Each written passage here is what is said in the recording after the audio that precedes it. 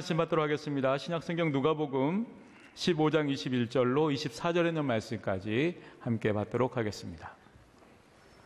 하나님의 말씀 누가복음 15장 21절로 24절 말씀 우리 한 목소리로 함께 받도록 하겠습니다. 아들이 이르되 아버지 내가 하늘과 아버지께 죄를 지었사오니 지금부터는 아버지의 아들이라 일컬음을 감당하지 못하겠나이다 하나 아버지는 종들에게 이르되 제일 좋은 옷을 내어다가 입히고 손에 가락지를 끼우고 발에 신을 신기라. 그리고 살찐 송아지를 끌어다가 잡으라. 우리가 먹고 즐기자. 이 내 아들은 죽었다가 다시 살아났으며 내가 잃었다가 다시 얻었노라 하니 그들이 즐거워하더라. 아멘. 이 시간 호산나 찬양대가 하나님께 찬양 드리신 후에 담임 목사님 나오셔서 탕부가 베푼 은혜라는 제목으로 생명의 말씀 주시겠습니다.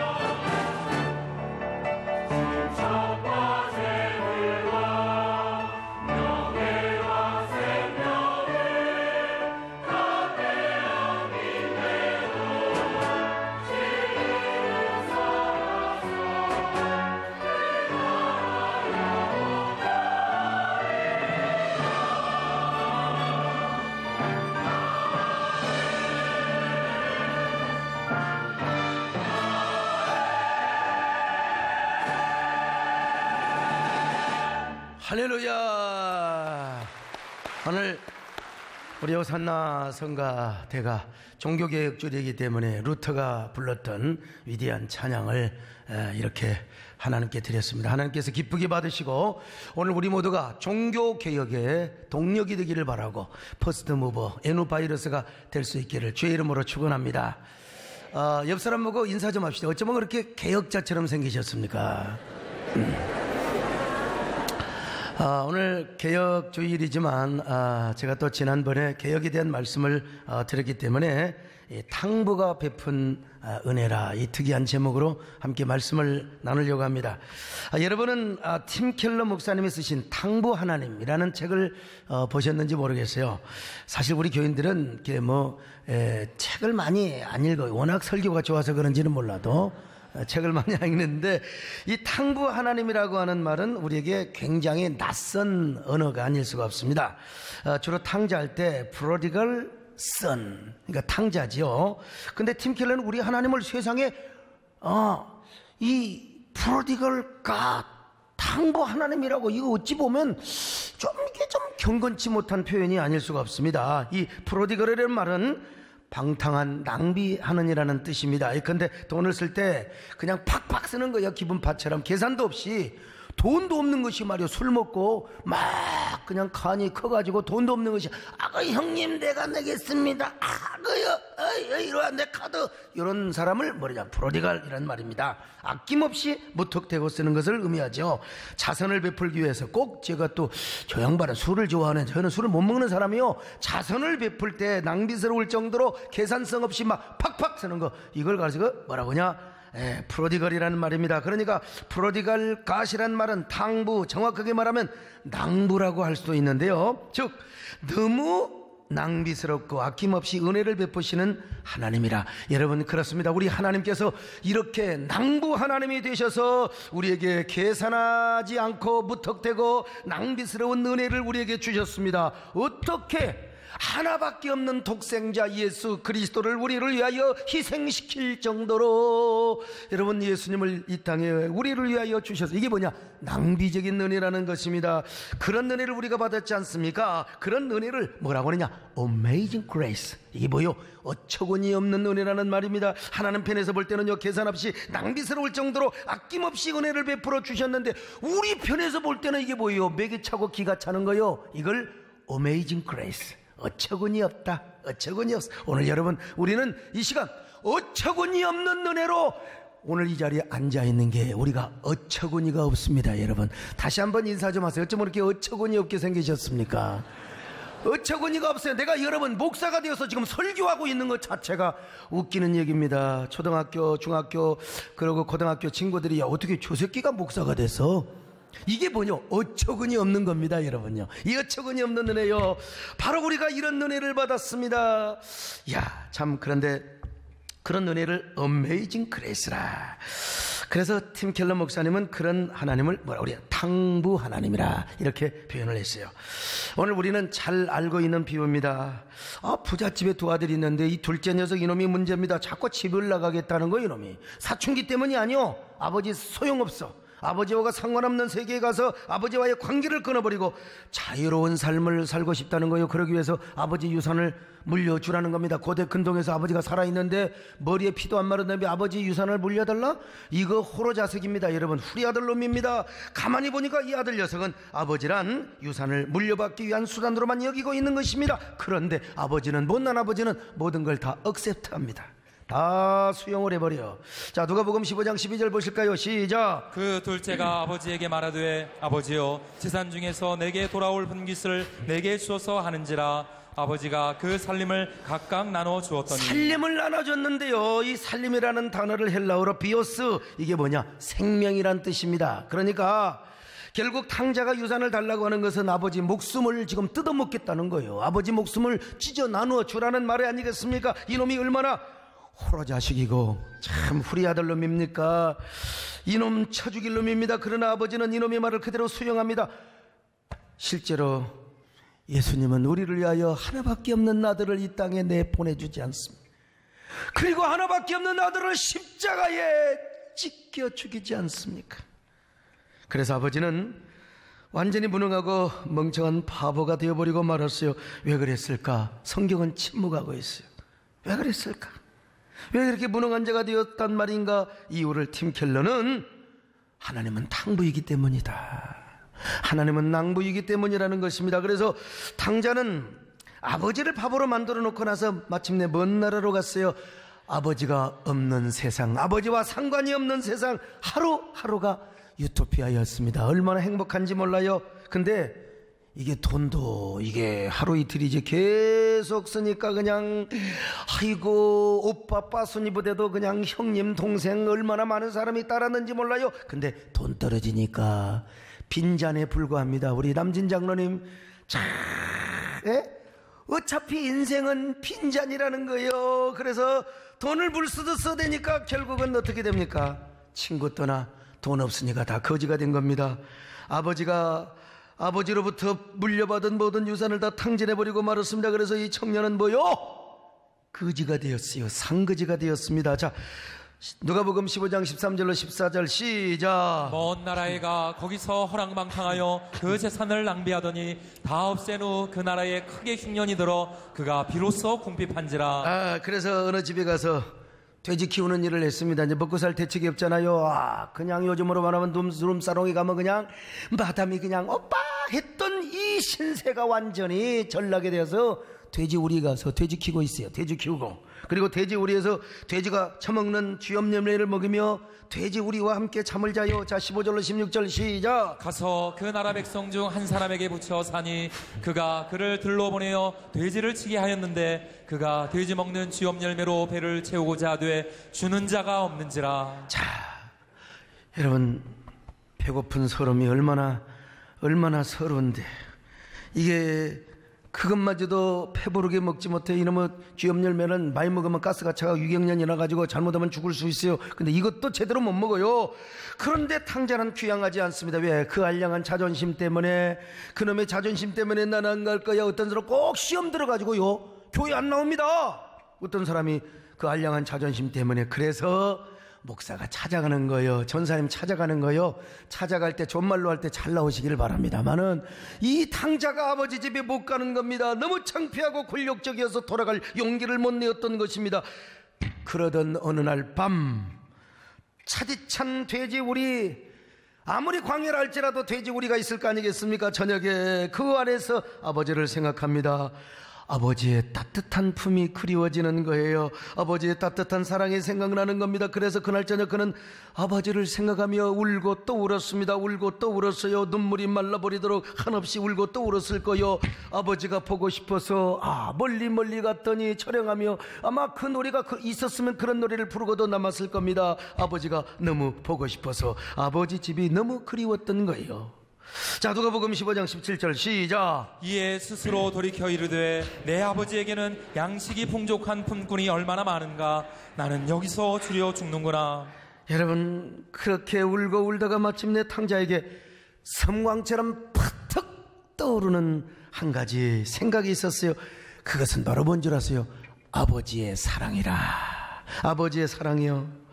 아버지는 그를 어떻게 사랑해 주었습니까? 무조건적으로 사랑해 주었어요. 어릴 때부터요. 그리고 그가 아버지께 미리서 유산을 물려달라고 할 때도 그냥 말없이 어디다 쓰려고 어디 가려고 안 물어봤어. 그냥 무조건 다 준 겁니다. 아버지는 스스로 무능한 자가 되면서까지 아들 앞에 사랑하는 아버지가 되어주었던 것입니다. 그때는 몰랐는데 생각해보고 나니까, 이야, 아버지가요 한마디도 나에게 물어보지 않으시고 내 안에 남겨준 사랑의 씨앗이 있어요. 아버지의 사랑. 그때는 몰랐어. 지금 생각해보니까 아버지의 사랑이 내 안에 심겨져 있었던 것입니다. 아니, 사랑과 함께 부자지간에 뗄래야 뗄 수 없는 아버지와의 그 사랑의 믿음, 신뢰의 사랑을 바로 심어 놓으셨던 겁니다. 탕자가 바로 이걸 알았습니다. 그래서 그날 밤 탕자는 내가 이렇게 죽을 수 있겠느냐? 내가 우리 아버지 집으로 돌아가리라. 아버지 집으로 돌아가리라. 자, 누가복음 15장 18절로 19절 시작. 내가 일어나 아버지께 가서 이르기를 아버지, 내가 하늘과 아버지께 죄를 지었사오니 지금부터는 아버지의 아들이라 일컬음을 감당하지 못하겠나이다. 나를 품꾼의 하나로 보소서 하리라 하고. 참, 근데 여러분, 그도 인간이야. 아버지도 인간이고. 그래서 탕자에게는 고민과 갈등이 있었어요. 아버지 사랑이 아무리 크다 할지라도 과연 이 창녀들과 함께 이 아버지가 이렇게 모았던 이 재산을 전부 다 낭비를 하고 돌아가면 과연 아버지가 얼마나 사랑이 크기로서니 나를 받아줄 수 있단 말인가? 아버지가 등골이 휘고 폐가죽이 달라붙도록 못 먹고 못 입으면서 평생 모은 재산을 기생들과 함께 진탕 돌다가 다 날려버리고 초라한 거지가 되었으니, 아이고 세상에, 아버지도 사람이라면 어떻게 이런 아들을 따뜻한 사랑으로 맞이할 수 있을까? 이런 의문이 들지 않겠어요? 하나님, 나같이 죄 지은 놈 하나님이 용서하실 수 있을까요? 내가 이렇게 교회를 팔아먹고 내가 이렇게 아버지 그 성호를 더럽혔는데 하나님 나를 용서해 주시겠습니까? 사람 다 똑같은 거죠. 그래서 탕자는 만일의 경우를 대비해서 아버지에게 용서를 빌고 아부를 떠는 말을 연습했을 거예요. 아버지가 때리면 맞으리라. 아버지, 내가 아버지 얼굴을 보면은 맨 먼저 뭐라고 할까? 난 아버지라고도 안 하겠다. 나는 품꾼이라고 할 거야. 불초 소자가 씻을 수 없는 죄를 범하였나이다. 나는 아버지의 품꾼으로 살아가겠습니다. 아니, 아버지가 아니라 주인님. 주인님. 그때 아버지는 무엇을 하고 계셨을까요? 아버지는 어제나 오늘이나 집 나간 자식 어서 빨리 돌아오기를 기다리고 밤이나 낮이나 문 열어놓고 오매불망대 자식이 언제 돌아오지는 않을 것인가 행여나 아버지. 그 아들의 모습이 보일까봐 아들은 저 마루에 앉아서 마을 앞 고갯마루 언덕을 바라보는 것이 바로 아버지의 일이었습니다. 아, 사랑하는 내 아들아, 내 아들은 언제 돌아올까? 아들아 어서 돌아오라. 지금쯤 어디서 무엇을 하며 배회하고 있단 말인가? 어디서 인생을 헤매며 배회하며 울고 있는 건 아니? 저 광야의 찬바람 쓸쓸한 저 세상. 아, 너는 인생의 쓰디쓴 빈잔을 앞에 두고 혹시라도 이 아들이 죽지는 않을까? 가련한 내 아들아 돌아오기만 해라. 제발 돌아오기만 하라. 이게 바로 아버지의 마음이었던 것입니다. 여러분요, 어서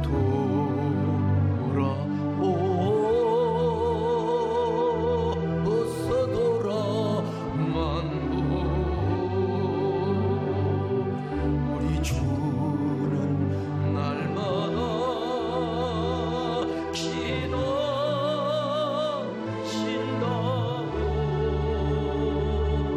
밤마다 문 열어놓고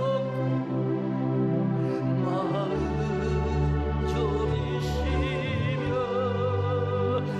나간 자식 돌아오기만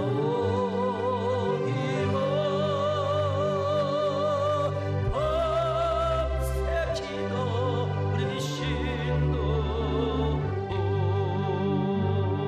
여러분, 언제나 사람이 살다 보면 참 이게 타락하고 방탕하고 집 나갈 때가 있어요. 아버지 집을 떠나서 하나님 품을 떠날 때가 있어. 그래도 여러분, 돌아오는 것이 하나님의 마음입니다. 내 같은 놈이 어떻게 하나님 앞에 돌아가느냐? 그래도 주님은 두 팔을 벌리고 밤새 기도. 목사는 잠을 자도 주님은 기다리고 있다는 사실을 아셔야 돼요. 그런데 이때 집 나간 탕자 녀석이 저 고갯마루 위를 너무나 힘겹게 걸어와요.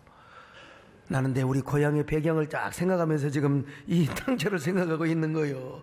너무나 남루하고 초라한 모습으로 아버지 집을 향하여 힘겹게 걸어오는 거요. 얼마나 초라한 모습인지 자세히 보니까 눈은 쑥 들어갔고 창자는 다 비어있고 세상에 거지 중에 상거지. 아버지의 가슴이 찢어져요. 아버지 가슴이 찢어지는 거요. 그래서 아직도 상거가 먼데 아버지는 맨발로 아버지가 체면 다 구겨? 맨발로 내 아들아. 그러자 자기를 향해 달려오는 아버지 앞에서 아들은 머리를 땅에 대고 머리를 땅에 쳐박고 지금까지 연습해온 말을 아버지에게 하려고 합니다. 그러나 아버지는 야 아들아, 내가 네 마음을 알아. 입을 맞춰버리는 거요. 아들아, 아무 말도 하지 마라. 네가 말하지 않아도 나는 네 마음을 안다. 아들아, 난 여전히 너를 사랑해. 그리고 너는 내 아들이야. 네가 이런 모습으로 내게 와도 나는 너를 변함없이 사랑할 것이다. 너는 여전히 내 아들이다. 사랑하는 내 아들아, 나는 너를 사랑한다. 이 말이에요.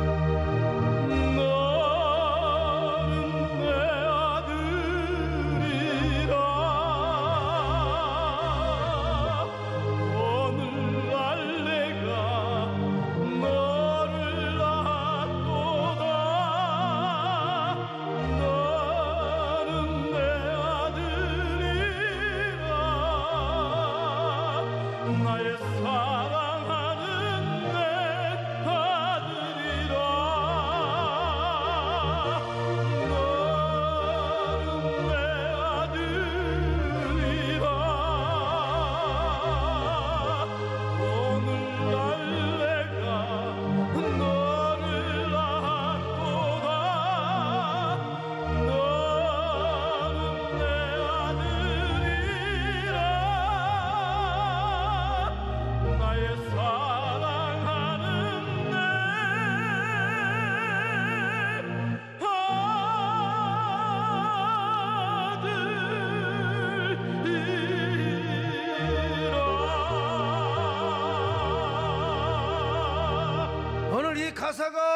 하나님의 음성으로 들리시기를 바랍니다.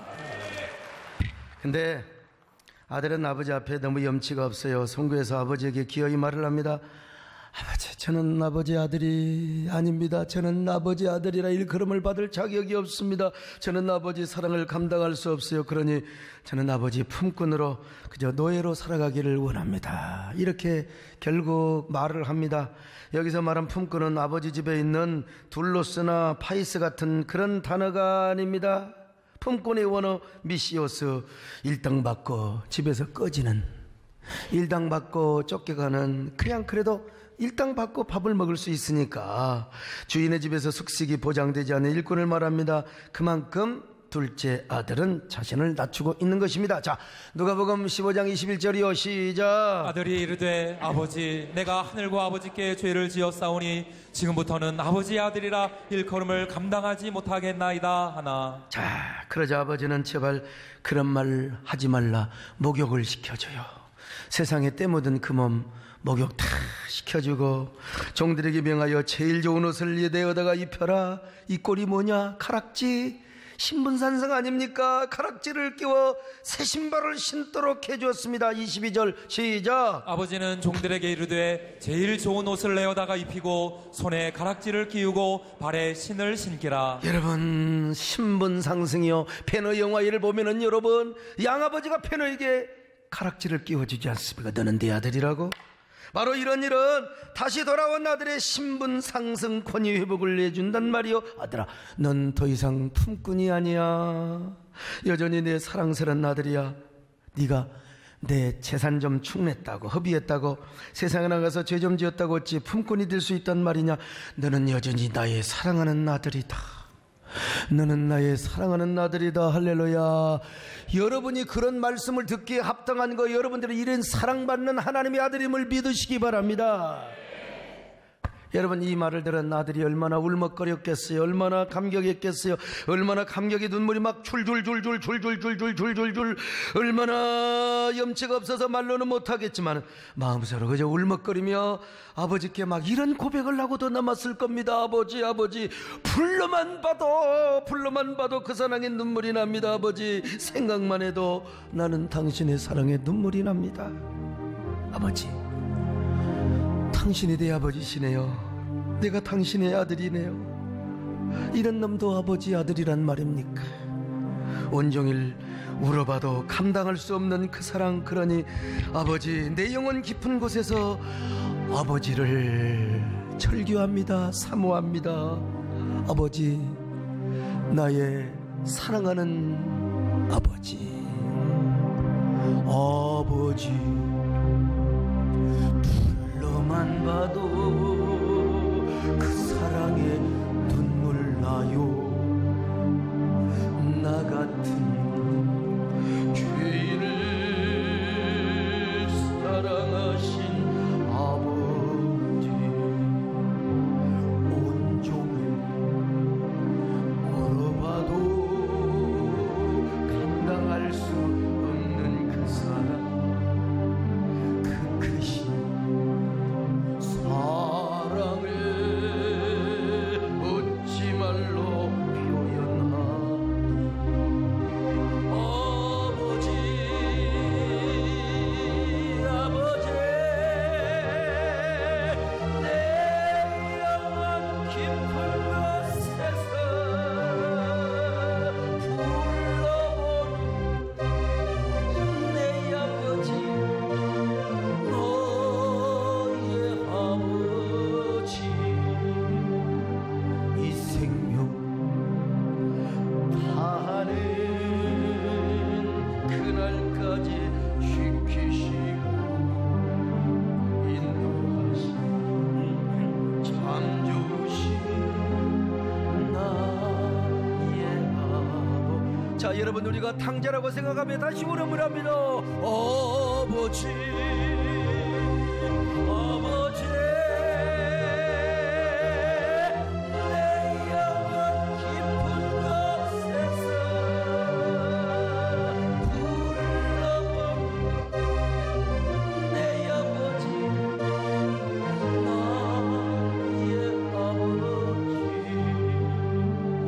이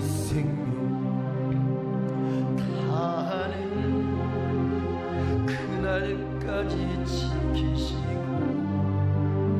인도하시고 참 좋으신 나의 아버지.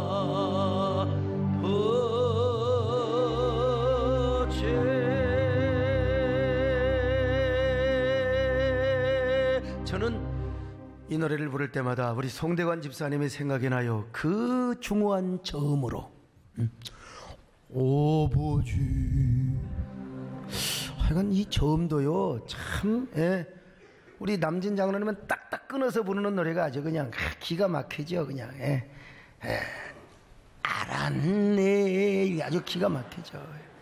나는 알았네, 이 아주요 이 감정 표현이 기가 막힙니다. 근데 또 같은 가수지만 우리 송대관 집사님은 저음으로 말이죠. 그리고 송대관 집사님 언제 연습해서 한번 좀 찬양 좀 하시라고요.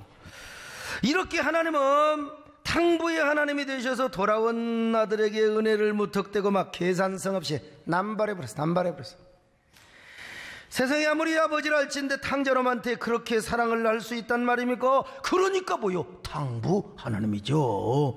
한번 옆 사람 보고 우리 하나님은 이래봬도 탕부 하나님이십니다.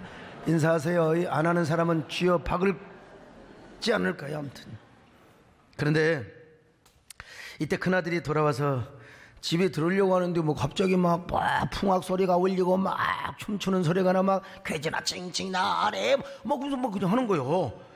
그래서 무슨 소리냐고 물어보니까 종들이 와서 당신 동생이 돌아왔는데 아버지가 그를 다시 받아들여 살찐 송아지를 잡았다는 거예요. 그러니까 맏아들이 기분 탁 상한 거예요. 기분이 완전히 그냥 세상 말로 떡된 거예요. 집에 안 들어가. 에이 기분 나빠. 자 25절로 28절 봅니다. 시작. 맏아들은 밭에 있다가 돌아와 집에 가까이 왔을 때에 풍악과 춤추는 소리를 듣고 한 종을 불러 이 무슨 일인가 물은데 대답하되 당신의 동생이 돌아왔음에 당신의 아버지가 건강한 그를 다시 맞아들이게 됨으로 인하여 살찐 송아지를 잡았나이다 하니 그가 노하여 들어가고자 하지 아니하거늘 아버지가 나와서 권한대. 여러분 이 큰아들이 탕부 하나님의 마음을 몰라주는 겁니다. 아버지 어떻게 저런 놈을 아들로 받아들일 수 있단 말입니까? 저놈은 아버지의 재산을 다 말아먹어버린 놈 아닙니까? 세상에 나는 아버지와 있을 때 염소 새끼 한 마리도 안 잡아주고 세상에 나가 창녀 들어오고 그거 완전히 완전 융비로 아버지의 유산을 다 탕진해버리는 저놈을 어떻게 해요? 아들이라고 받아준단 말입니까? 말도 안 되는 소리.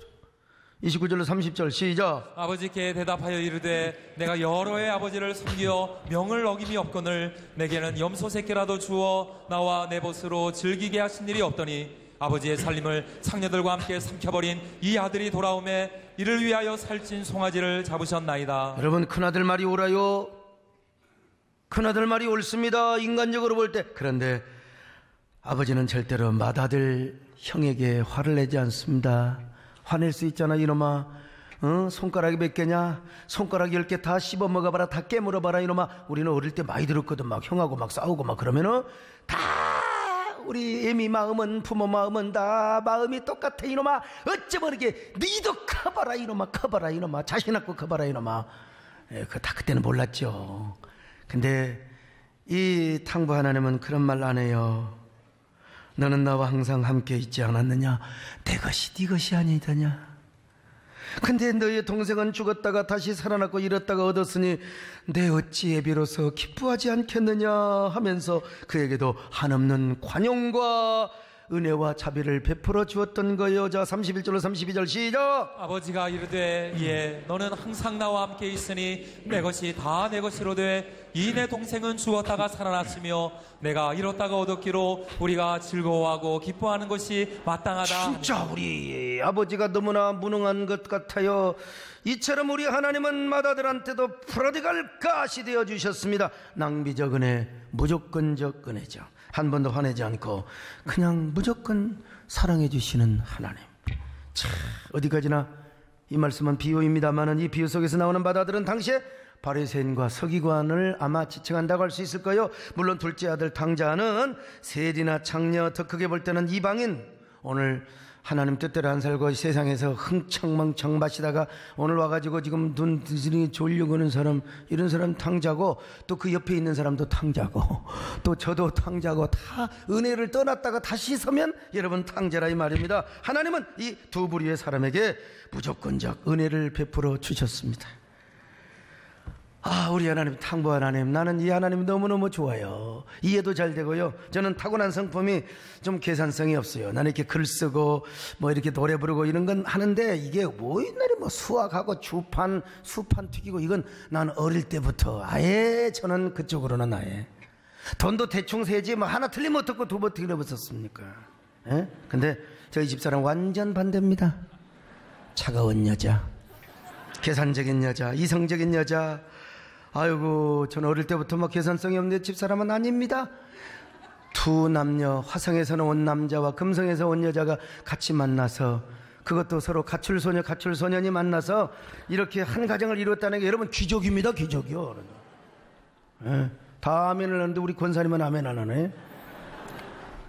저희 집에 동양아치들이 오면은 쌀이나 보리쌀을 저는 막 바가지로 퍼져버렸다니까. 바가지로 그냥. 그럼 우리 어머니가 뭐라고 한 줄 아세요? 옛날에 보리쌀이 얼마나 귀했는데 저희 썩을 연병 죽일 놈은 세상에 네가 동양아치 아들이냐, 동양아치 따라가라, 이거 막. 나는 우리 어머니 말씀 그대로 순종했으면 제가 동양아치 아들이 됐을 겁니다. 아들이 됐어요.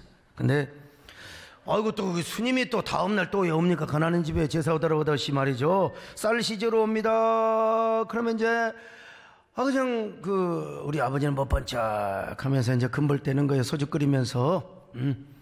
주나봐라, 주나봐라. 그러면 또 스님은 여러분 가만히 있겠습니까? 가나봐라, 가나봐라. 여러분 중간에 좀 이렇게 중재 역할을 하는 사람이 있어야 되나? 제가 가서 도장이라고 그래요. 도장에 가서 딱 그냥 쌀이 있으면 쌀 주고 보리쌀 딱 가지고 갖다 줘요. 그러면 어머니가 그걸 보시고 하시면은요, 뭐라고 한 줄 아십니까? 네가 중자식이냐, 중새끼냐 말이죠. 참 왜 그렇게, 저 하마터면 제가 여러분 동자 스님이 될 뻔했다는 사실 여러분 아셔야 돼. 난 소풍 갈 때도요, 교문 앞에 가서 계산성이 없어요. 그냥 제일 가난하게 생긴 아줌마 있잖아요, 이뻐드렁이요. 아이고 총각 빵 좀 사. 그럼 몇 원이요?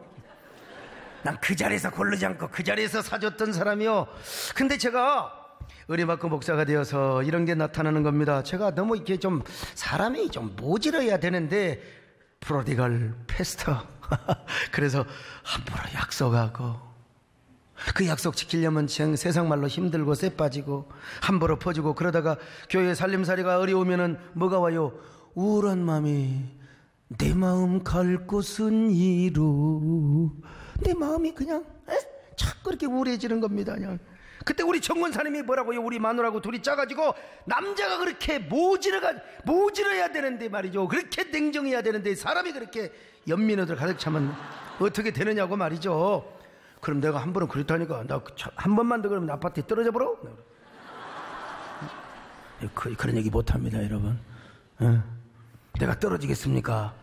공갈치 넣었던 거죠. 근데 여러분, 성경을 보면 참 기가 막힌 말씀이 있어요. 전도서 11장 1절 시작. 너는 내 떡을 물 위에 던져라. 여러 날 후에 도로 찾으리라. 여러분, 당시 이스라엘에서 구제 행위에 대한 관용적이고 상징적 표현입니다. 여러분 보세요. 강물은 흘러갑니다. 저 제3한강교 밑에다가 돈을 던지고 떡을 던진다고 뭐가 여러분 올라옵니까? 안 올라와요. 물고기도 안 올라와요. 그런데 강물에다가 떡을 던지면 다시 도로 찾는데 여러 날 후에 더 몇 배, 30배, 60, 100배로 더 찾는다는 겁니다. 이게 어디까지나 비유요, 비유. 반드시 보상이 없는 것처럼 느껴지지만, 우리가 소외되고 가난하고 그늘진 곳에 우리가 떡을 던지고 돈을 투자하면 하나님은 지극히 어린 소자에게 한 것이 나에게 한 것과 같다고 주님 말씀하셨잖아요. 저는 하나님 일을 하면서 진짜 이 말씀이 얼마나 힘이 되고 이 말씀이 얼마나 참 위로가 되는지 몰라요. 그래서 제가 또 떡을 또 던진다. 또 던지는 거요. 그래도 또 이제 하나님 또 힘들어. 근데 하나님이 다 채워주시는 하나님. 할렐루야. 하나님은 반드시 채워주시고 채워주시는 하나님. 할렐루야. 여러분, 우리 교회라고 막 재정이 차고 넘치면 얼마나 좋겠어요. 막 어떤 양말 어제 장으로 수련해야 하는데 막 우리 천병이 자라면 내가 제일 부자라네. 배가 나왔다고. 여기는 체질상 그런 겁니다. 저는 밥 2밖에 안 먹어요. 하루에 턱걸이를 20개 이상 하고 잇몸 일으키를 세상에 오르시게 하고 그렇게 해도 저는 물만 먹어도 참 이게 배가 나요. 나더러 부자라고. 여러분, 교회가 힘들 때가 얼마나 많이 있는 줄 아십니까 여러분? 그런데 하나님이 채워주십니다. 할렐루야. 채워주세요. 근데 저는 이 프로디갈 가시라는 표현에 참 은혜를 받습니다. 전능하신 하나님, 모자람이 없이 항상 물가에 던져도 채워주시고 채워주신 하나님. 자, 여러분, 우리 교회 한 번도 예배당 질 때 막 부도 난다 소문들이 많았지만 부도는 무슨 부도입니까 여러분? 이렇게 성도들이 어디서 모여드는지 꾸역꾸역 모여들어서 오늘 또 여러분 다 11조 가져오셨지 않습니까?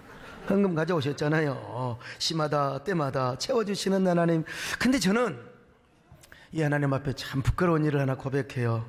제가 월드비전과 함께 에티오피아를 다녀왔지 않습니까?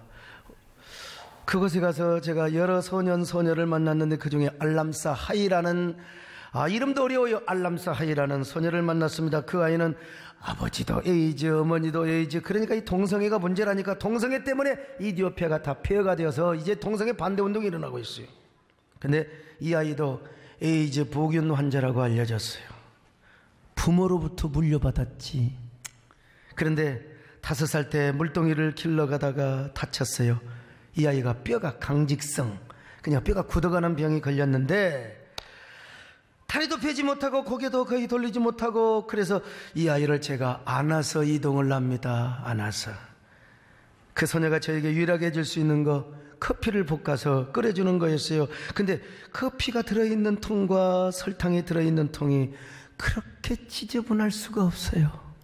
제가 성격은 소탈하지만 제가 먹고 자는 모텔 가서 잠을 못 자는 사람이에요. 차라리 차에서 자지.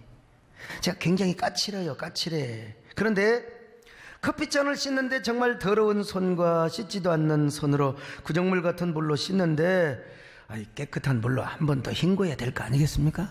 솔직히 우리끼리 말해서 우리 포장마차에서 여자 막 손이 더럽고 막 침 틱틱틱 오고 막 눈곱이 묻고 그러면 그냥 야 가자 사람이 깨끗해야 되잖아요. 근데 헹구지도 않고 커피를 따라주는 거예요. 더구나 커피물도 100도로 끓이면 얼마나 좋아요. 100도로 끓이면 얼마나 좋아요. 끓지도 않아. 여러분, 커피를 끓일 때 커피포트에서 물이 끓여야 되네. 주전자에서 그래야 물을 따라야 되는데 물만 따라 그냥 미지근하고 조금 뜨거운 물 갖다가 그냥 커피를 타주고 거기에다가 더러운 통에 있는 설탕 안 넣어도 돼. 나는 설탕 안 먹잖아요. 설탕까지 넣어가지고 솔직히 찝찝했습니다. 여러분, 한국에서 제가 커피 먹던 거 안 먹잖아요. 커피. 그때도 그 소녀의 사랑이 갸륵해서 한국에서 왔다고 커피를 끓여주는데 제가 안 먹을 수가 있나? 마셔줘야죠. 마셔줘야 돼. 그리고 솔직히 더 말씀드리면 카메라가 딱 있는데 내가 먹어줘야지. 카메라 앞에서 나 더러워서 안 먹어 그러겠어? 그리고 나서 그 아이를 다시 보듬어다가 안에 눕혔습니다. 참 마음이 너무 애처로웠어요.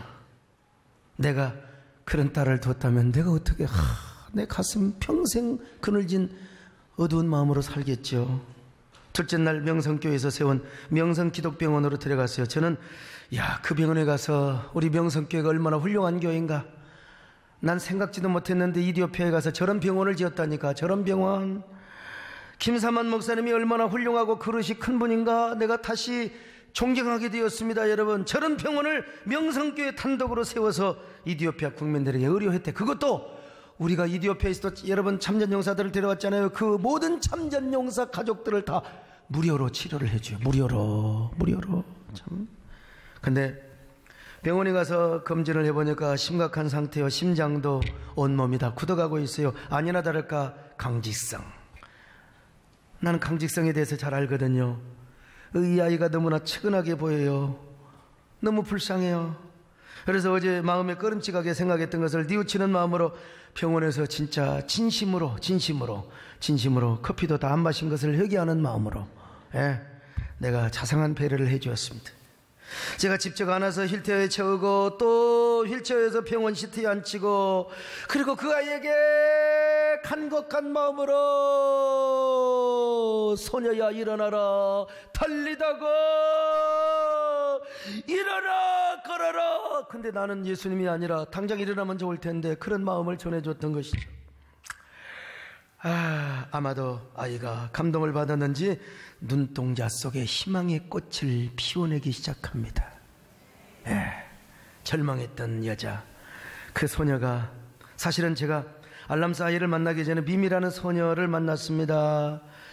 이 미미도요, 아버지가 에이즈로 죽고 엄마도 에이즈 환자였습니다. 너무 집이 가난해서 오빠는 학교도 못 다니고 남의 집에 가서 머슴살이하고, 이 아이는 엄마와 같이 바구니 만드는 일을 도와주는 거예요. 제가 갔을 때 학교도 안 가고 바구니 만드는 풀을 베고 있었는데 낫으로 제가 여러분 저도 낫으로 베어주면서 말 좀 걸라고 했더니 이 아이는 눈길도 마주치지 않고 말 한마디도 건네주지 않았어요. 저 새끼 무슨 쇼하러 하나, 그런 마음으로. 저뿐만 아니라 방송국의 PD들이가 먼저 가서 며칠 동안 눈을 맞추고 아무리 얘기를 해도 말 한마디 하지 않았다는 거예요. 왜 그러냐? 내상이 심했어요. 알람스 아이가 외상으로 불구가 되었다면 이 미미는 완전히 내상이 심한 나이요, 마음의 상처와 열등의식, 소외감이 너무나 많았습니다. 그래서 가게에 가서 콜라, 또 사이다, 빵 왕창 사다가 왕창창 갖다가 줬어요. 근데 그것 갖고도 안 돼. 한국에서 미리 월드비전에서 준비해간, 교회에서 알았으면 더 많이 가져갔을 텐데, 하여간 새 옷을 갖다주고 책가방을 갖다주고 그렇게 막 공책을 갖다주고, 그러니까 마음이 문을 열면서 드디어 이제 눈동자를 마주쳐주기 시작합니다. 그리고 한마디씩 말을 내뱉어주기 시작하는 거예요. 이튿날 학교에서 만나자. 학교 보내줄게. 내가 여기까지 왔는데도 학교 보내줄게. 그 아이를 이튿날 학교에서 만나가지고 이제 교실로 데려갑니다. 그리고 제가 그 아이에게 따뜻한 손으로 어깨를 두드리며 제가 이렇게 얘기를 했어요. 미미야, 넌 할 수 있어. 넌 얼마든지 말도 잘할 수 있어. 너는 얼마든지 공부도 할 수 있어. 내 마음이 일어나면 되는 거야. 내 마음이 일어나면 되는 거야. 마음이 할 수 있다고 하면 되는 거야. 그리고 제가 여러분 이디오피아에서 구한 고물자 메이드 인 차이나 하모니카를 가지고 제가 You Raise Me Up이라는 노래를 연주해 준 것입니다. 여러분이 다 알잖아요.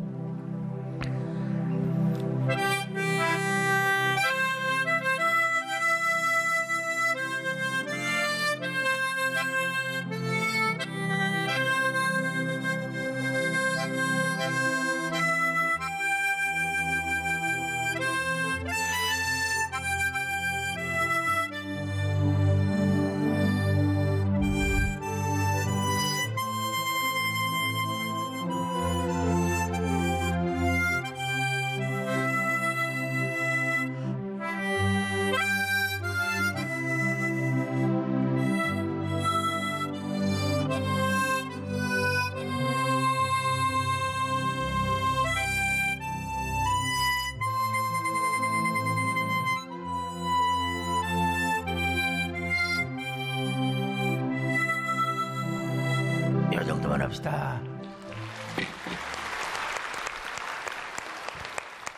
그랬더니 이 아이 눈이 밝아져요. 그리고 칠판으로 나가더라고. 아마 우리 그 PD들이 미리 시켜놨는지 모르겠지만 칠판에 나가서 알파벳, 지금까지 알고 있는 알파벳을 써내려가는 겁니다, 여러분요. 그런데 그 알파벳을 쓰는 그 눈동자가 얼마나 강렬한 희망의 빛을 내뿜고 있는지를 몰라요.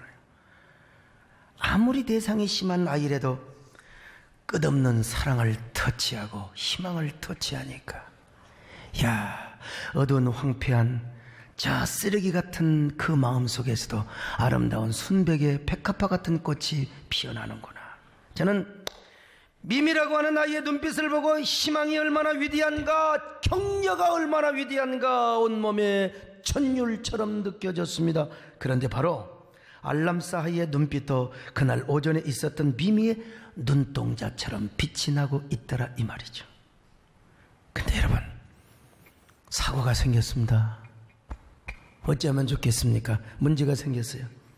그 아이를 안아주면서 몸이 근질근질하기 시작해요. 벼룩이 올랐어. 여러분, 옛날 벼룩 빈대 아십니까?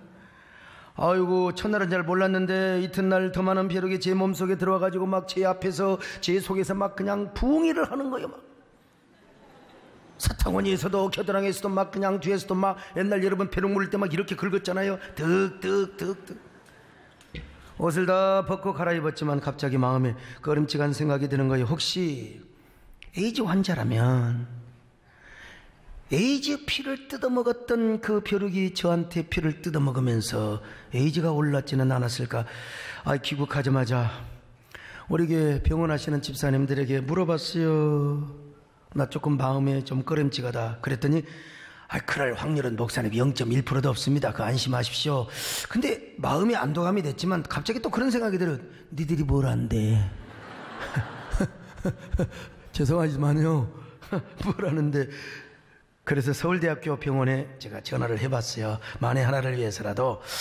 근데 이 병원에서 뭐라고 한 줄 아세요? 개인병원과 종합병원의 차이는 그래도 모든 것을 의심하며 검진하는 겁니다.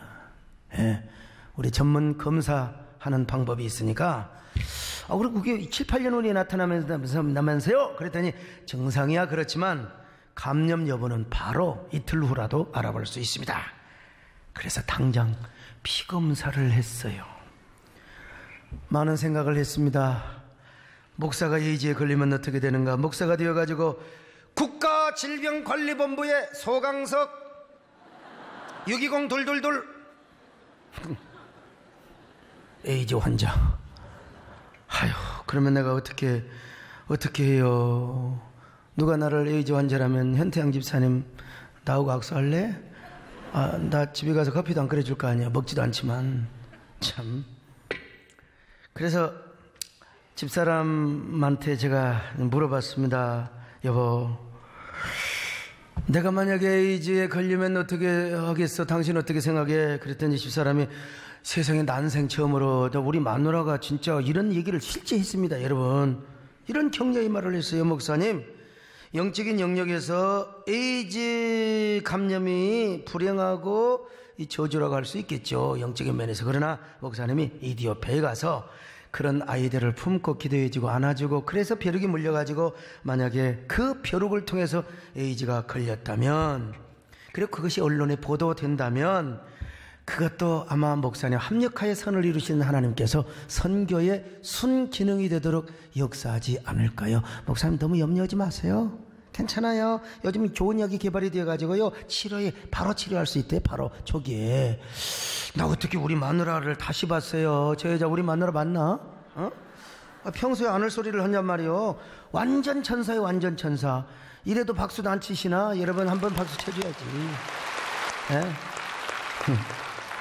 내가 여러분 평생 우리 마누라 박수 쳐주는 건 지금 처음입니다. 여러분 전에도 없었고 후에도 없을 겁니다. 여러분 그러잖아요.